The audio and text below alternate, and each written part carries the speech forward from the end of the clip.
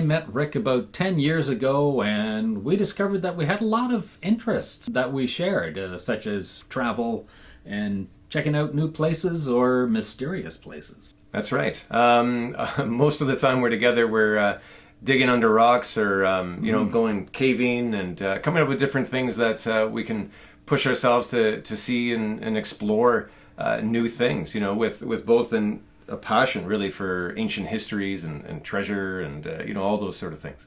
And I guess it begs the question, as soon as the trip is done, the next thing we ask is... Yeah, what's the next adventure? Right. And the next adventure is a doozy. Kevin just told me about this guy I'd never heard of before, and instantly I was intrigued.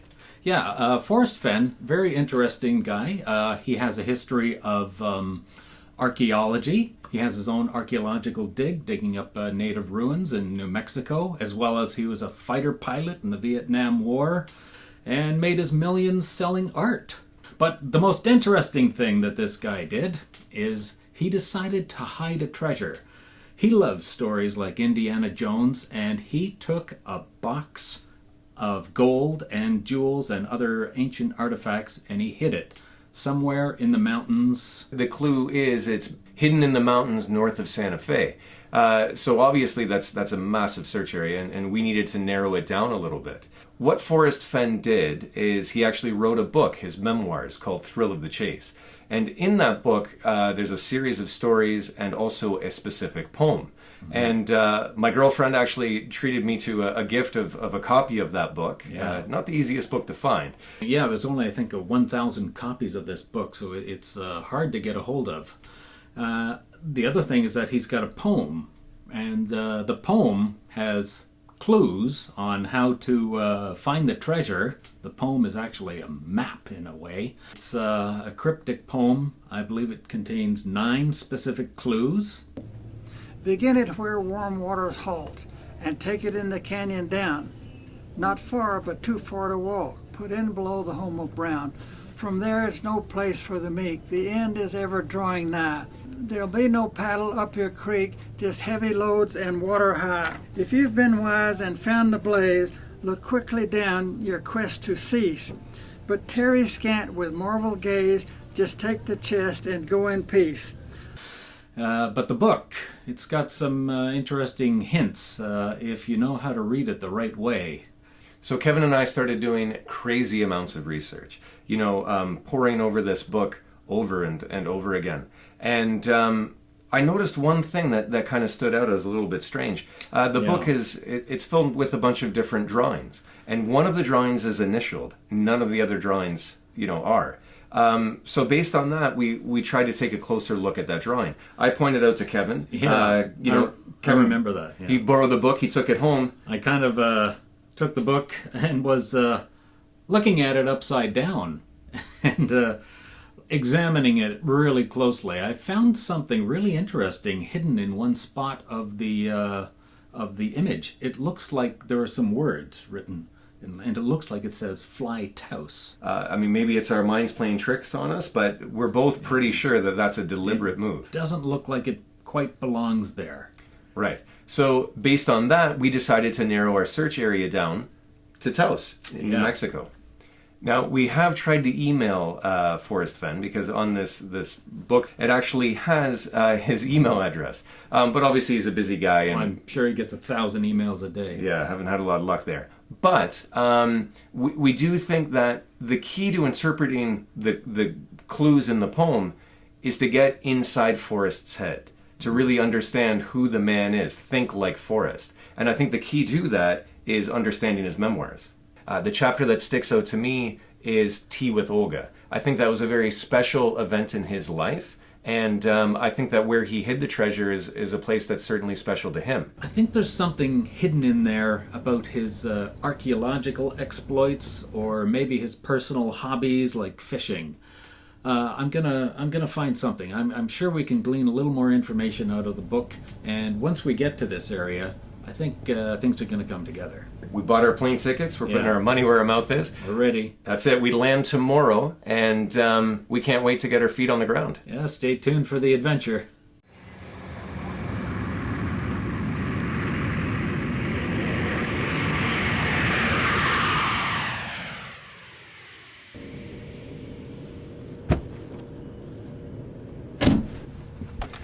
All right. Well, we finally made it. We're here in Santa Fe at the hotel. Yeah, 5-hour delay. Yeah, but it was worth it because something incredible happened while we were on that flight. Yeah, I paid $9 for internet so I could use my iPad. Best $9 ever. We tried earlier to contact Forrest Fenn with no response, but this time, while we're flying, he emailed us back and agreed to meet us for an interview. Unbelievable. I was taking a nap. Kevin woke me up and said, look who I got an email from. He, a last-ditch effort, he emailed him again, and this time Forrest wrote back. So that's what we're going to do. We're going to meet up with Forrest Fenn at a local bookshop, and we're going to have a quick impromptu interview. And we've got a bit of a strategy going into this. Yeah, I think I'm just going to ask more questions about Forrest Fenn and all his interests and hobbies, because I know he loves archaeology and he's got some great stories, and I want to hear them. And I'm going to ask about the treasure in kind of a roundabout way. I'm going to ask some questions that we have about the book, things that we noticed, and see if we can get a little bit more information out of him that maybe helps us towards our treasure hunt. Yeah. So we'll see you there at the interview at the bookstore. I came here today to meet with a couple of guys from Canada so that we could make a documentary. Well, so first off, Kevin and I would like to say thank you.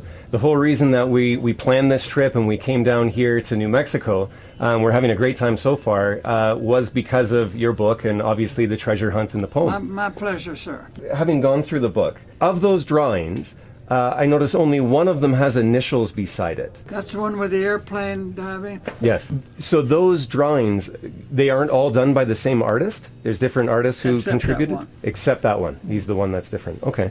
Interesting. In 1988, I was diagnosed with everybody thought was terminal cancer. I lost a kidney, and a 1-hour operation turned into 5. And my doctor told me that I had a 20% chance of living 3 years. Well, it took me a couple of weeks for that to soak in, and finally I decided that if I've got to go, who says I can't take it with me? I don't subscribe to all these things I've heard all my life. So I got this little treasure chest, and I started filling it up with wonderful things, primarily gold. And I've had so much fun collecting things over 75 years of actively collecting that if I've got to go, why not let somebody else go out and find my treasure chest and have as much fun doing that as I've had collecting these things. That was one of my motivations, but we're an obese society today. I wanted to get them out into the sunshine, smell what it's like to be I want to turn over a rotten log and see what's under it. Rick and I will be searching for the treasure, and if we happen to find it, we'd like to return that little bracelet that we've heard you speak about. Well, if you find that treasure chest, don't forget that I get 10% because I'm the one that hid it, remember? Well, you can help us sell the gold. That's right. It'll be hard to get it through the airplane and across the border, you know. Well, that treasure chest is 10 inches by 10 inches and it weighs 42 pounds. There are 20.2 troy pounds of gold in that treasure chest. It's heavy. It was so heavy that I was 79 or 80 years old when I hid that thing, and I had to make 2 trips from my car to where I hid that thing because it was that heavy for me. Oh. Well, I'm going to make him carry it all. Don't trust him. That bracelet. Why is that so important to you? You seem to have a real attachment to it. Well, I was getting ready to close that treasure chest. I had it full of, there's 265 big gold coins. There's hundreds and hundreds of gold nuggets. 2 of them are as big as a chicken egg. And I had there's some beautiful little ancient Chinese jade carvings and a Tyrone and sinew necklace that's 2,000 years old. I mean, wonderful things in that. But I wasn't in the treasure chest, and I looked around because I wanted to be in that treasure chest with all that stuff. So I looked at that bracelet and I said, well, I really didn't want anything in there that was cheap. And this was silver. It was nearly everything in that chest is gold. But I said, if I put that bracelet in there, something that I really enjoy, and I'll miss it a lot, but I said, I can say that part of me is in that treasure chest. And I put it in there, I closed the lid, and I just smiled I was very proud of myself It belongs to history now. Do you think anybody has found it yet, or do you think it's still out Nobody there? has found it. You're not going to find a treasure unless you decipher the 9 clues in the poem. And I wrote a blog this morning that says that poem is a map, and it'll take you to the treasure if you can follow its directions. It's difficult to follow, but it isn't impossible. You don't have to be lucky to find a treasure. Okay. You have to be smart. You have to read the poem and comprehend what the clues mean. Right. If you don't have the first clue, you don't have anything. All right, well, we just finished our interview with Forrest Fenn. Kevin? That was amazing. What a treat to meet Forrest Fenn. Super nice guy. So where are we headed now? We're on the road to Taos. Beautiful view. Yeah, I've been out here a lot, just looking at the view. Nice. A lot of birds here. My bird here. It's actually pretty cold this morning. Oh my gosh! Last night I went out to get the one of the tripods. I touched the metal. It was so cold. It's crazy how hot during the day it gets, and then at night it's like near freezing. Yeah, you know? you have to dress for 2 time zones, Lots or of layers, temperature yeah. zones. But we'll be cooking by noon. Yeah. But before we go, let's head over to that Rio Grande Gorge Bridge. Yeah, I'd like to see it. Forrest had mentioned something about it. Why don't we... Yeah, he said we should go. It's a heck of a view, yeah. Just for the view.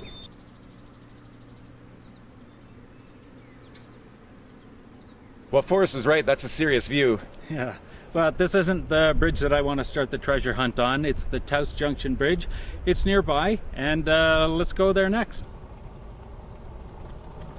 As I have gone alone in there, and with my treasures bold, I can keep my secret where, and hint of riches new and old. Begin it where warm waters halt, and take it in the canyon down. Not far, but too far to walk. Put in below the home of Brown.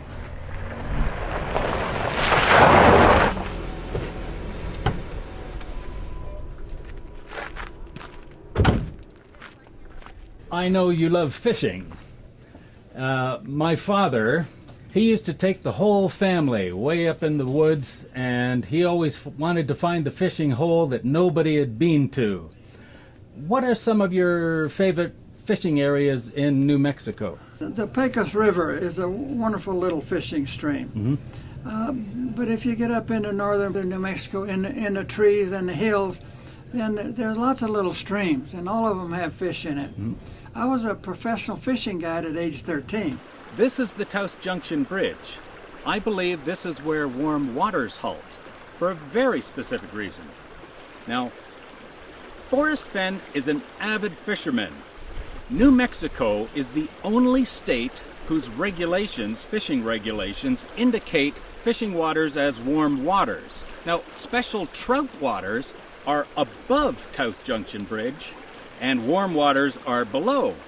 So I believe this is where warm waters halt.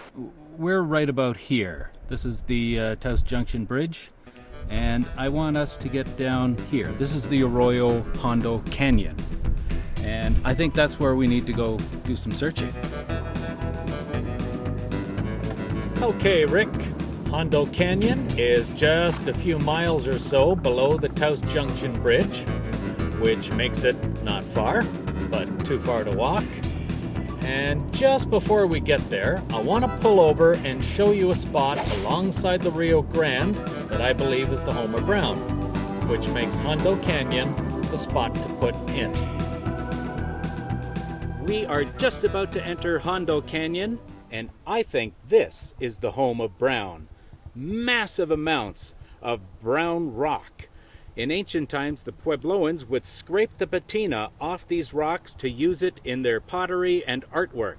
So we're going into Hondo Canyon, below the home of Brown.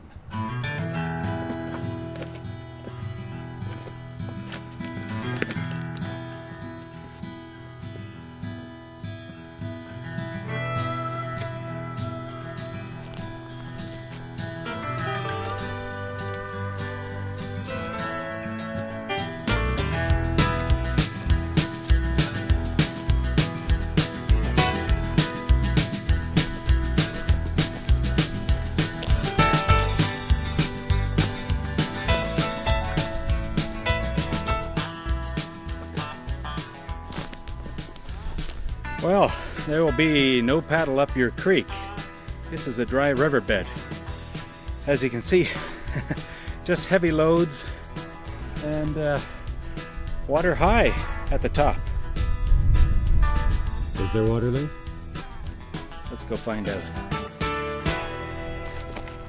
Kevin, you know this is like prime rattlesnake country, right? You have to be extra vigilant. Yeah, I wore 2 pairs of socks. Well, Rick, we've been all over the place. Neither of us have seen anything that we could call a blaze. The only thing blazing is the sun. Yeah, I know. And no water, no waterfall. Definitely there is water at some point of the year here because this is a runoff. But no treasure. There is a treasure trove of minerals here, though. But not the treasure we're looking for. Always the optimist.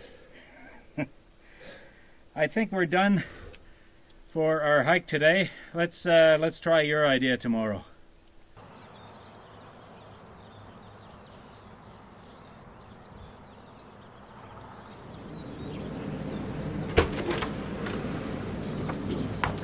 Morning. We somehow managed to survive Kevin dragging us into Snakebite Canyon yesterday. You don't like snakes, Rick? Not when there's a million places that they can hide. But today, I'm hoping that we have a little bit more luck. We're going to follow my version of my interpretation of the poem and the clues. And to do that, we need to head over to Taos Pueblo. Oh yeah, I want to see that. The Pueblo should be fascinating. Taos Pueblo, it's kind of magic there, you know. There's a little stream of water that runs past Taos Pueblo, and that's a reason to build your Pueblo there. Very interesting. A lot of great stories have come out of there. Yeah. Well, it's worth a trip. Here we are at the Taos Pueblo. Now, there's many pueblos, but this one is very significant because it's a World UNESCO Heritage Site. And the reason for that is it's the longest continuously inhabited place in the United States. In fact, hundreds of years before Europe was pulling itself out of the Dark Ages, this area was inhabited. It's a very sacred area. That mountain back there, that's Pueblo Peak, also known as Taos Mountain. And it's sacred because behind it, there's something called the Blue Lake. And essentially, to the natives, that's their Garden of Eden. It's the source of all life, making this a very spiritual place. In fact, it's the only place in all of America that land was given back to the natives because of spiritual reasons. And that happened in 1970 with a bill that was passed by Nixon. As well, this area was the focal point for Vasquez de Coronado's expedition, the Spanish, when they came in looking for the 7 cities of Cibola, which is the 7 cities of gold. A chapter that sticks out to me in The Thrill of the Chase is Tea with Olga. That's a great story, isn't it? It is. Olga lived next door to my gallery. She owned a little house there. Olga knew that I wanted to expand my gallery, and the only place to expand it was through her property. And she called me on the phone one day. She said, "Forrest, can you come see me?" And I said, "Yeah." And I went over there with her. Her lawyer was there. And she said, "Forrest, I'm dying of cancer." She said, "I will write into my will that you can have my property at its appraised value if you'll spread my ashes over Taos Mountain from your airplane." We signed a little piece of paper that said that, and we did that. Now, why did she choose Taos Mountain for her ashes to be spread? She told me that her father's ashes were on Taos Mountain, and she wanted to go back and be with her father. One thing that stuck out to me was you mentioned you and her had a ritual of drinking tea together. And you mentioned very specifically green tea, black tea, you know. Was that a very important thing that you two shared, or why were you so sort of... You're asking me to put an X on a map, isn't it? Yeah. You say, next question. It was a special memory that you shared with her, Yeah. the tea drinking? Olga was special. Yeah. Okay. That area back there, very, very spiritual. And that is the Taos Mountain where Fenn spread Olga's ashes. And so I think his tea drinking was warm waters flowing. And when she passed away, that's when warm waters halted. So I think it's his way, that's the little clue, that section, that mountain, is where warm waters halt. Now, of course, this is the most significant pueblo, and a pueblo is adobe homes, which is made of clay and straw, and all brown homes. Put in below the home of Brown. For this area we're going to search, this is our home of Brown. Begin it where warm waters halt, and take it in the canyon down. Not far, but too far to walk. Put in below the home of Brown. There is a canyon just to the east of the Taos Pueblo. However, only natives of the pueblo itself are allowed to go there because it's sacred. If you want to find another canyon below the home of Brown, take it in the canyon down, that leads us here to the Taos Canyon, which is following Highway 64, and on a map is just a little bit south of the pueblo itself. Now, it's not too far, but too far to walk because you're not able to walk through the native lands to get here. So we've driven our way down, and the next clue, there is no place for the meek. Well, we'll show you in a second what we think that means. The river behind me is the Rio Fernando, or the Fernando River. Now, this river follows all the way along the Taos Canyon. Now, it's significant because Fernando in Spanish actually means brave or conqueror. It's no place for the meek, it's a place for someone who's brave. Now, the Taos Canyon is made up of smaller individual canyons, and it's one of those that we're heading to next. From there it's no place for the meek. The end is ever drawing nigh. You can see behind me there's a sign that says Casita de Piedra. Now, that's significant because that means home of stone. And in the chapter Tea with Olga, Forrest Fenn refers to Olga's home as her little casita. And he doesn't often use Spanish words in the book, so I feel like that's a bit of a hint. So we followed the Rio Fernando, the river that's brave, and that has led us to this part of Taos Canyon, which is actually called the Hanging Tree Canyon. The end is ever drawing nigh at the end of a noose of the hanging tree. That leads us into the Casita Canyon, where we're headed next.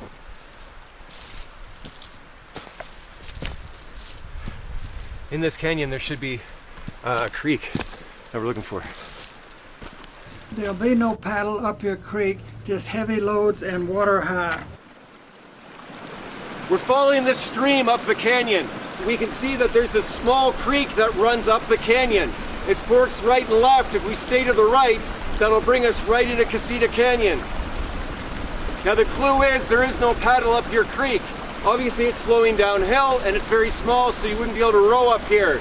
So again, all of the clues in the poem are falling into place.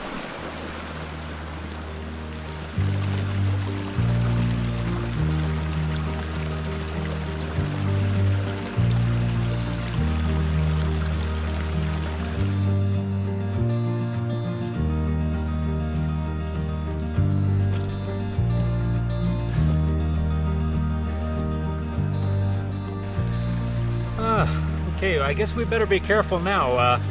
This is definitely some bear droppings. Bears love to eat nuts and seeds and berries, whatever they can find in the forest, and that's what it looks like. So we got to keep an eye out from now on.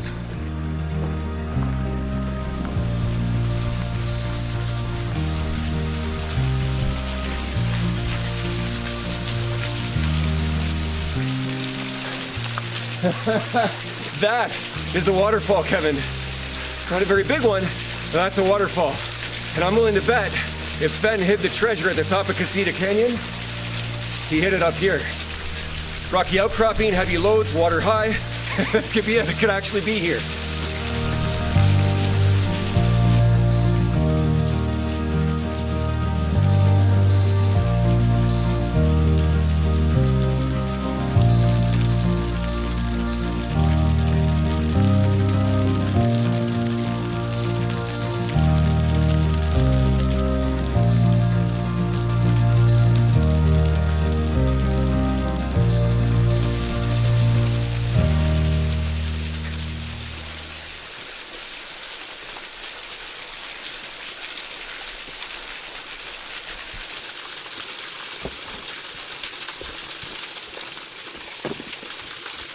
Let's start digging.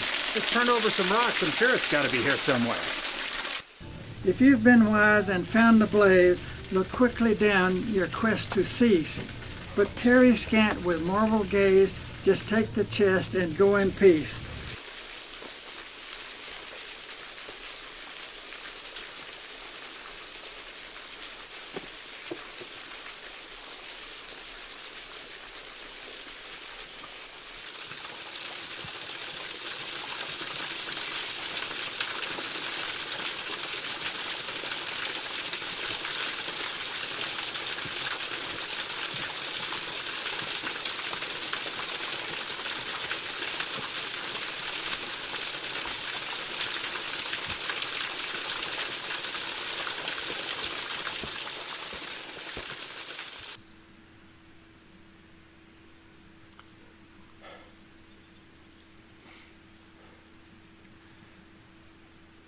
It's not there. It's your fault. You're an idiot. He looked at the map upside down. We're lost. No, seriously though, we dug under everything. There's no blaze. Couldn't find a blaze. There was a fire pit. But I Yeah. mean, I was so sure. You know, all of the clues in the poem Well, lined up every step of the way. Yeah, it really did line up. But that's the thing about that poem, you know, is it's vague enough that there's a lot of different ways you can interpret it, and that's, I'm sure, why it hasn't been found Yeah, yet. it could mean just about anything. But like Forrest wrote in my book, keep on looking. Fenn's treasure, it's out there somewhere. So why is it that I must go and leave my trove for all to seek? The answers I already know. I've done it tired and now I'm weak. So hear me all and listen good. Your effort will be worth the coal. If you've been brave and in the wood, I give you title to the gold.